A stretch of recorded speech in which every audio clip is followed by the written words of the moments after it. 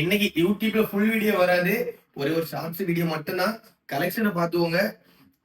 IPhone 11 bro maths அவைலபிளா இருக்கு. 14 plus 2 piece இருக்கு, 13 2 இருக்கு, 14ல 2 இருக்கு, அப்புறம் SC third generation second generation.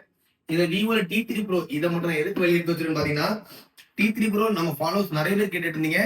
T3 ப்ரோல ஒரு பீஸ் அவைலபிளா வந்திருக்கு. வெறும் 5 நாள் யூஸ் இருக்கு.